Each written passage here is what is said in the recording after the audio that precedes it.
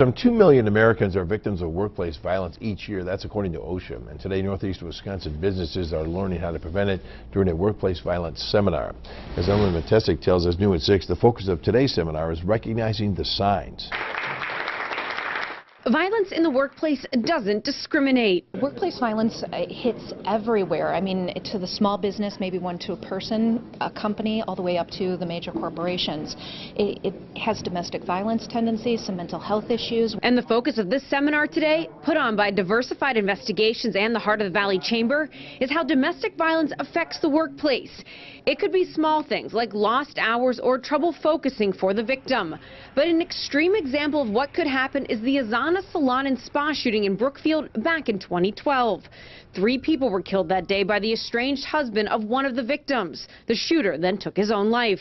There were certainly some instances here where some people had some advance notice that something might be going bad and didn't call. Captain Tom Vento from the Brookfield Police Department was on scene that day. Today he urged these people to not stay silent. If you're worried about somebody, if you're worried about an incident potentially happening, make the phone call, let law enforcement vet the information, and hopefully prevent something like this from happening. It was an eye-opening presentation for attendees who know vigilance is key. People are people no matter what business they're in, and everybody goes through times in their lives which aren't so good.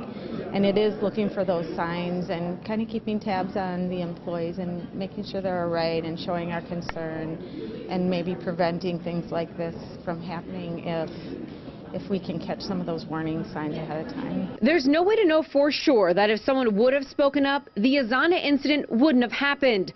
But safety and security officials believe When it's reported, we can help prevent it. In Appleton, Emily Matesic, Action 2 News.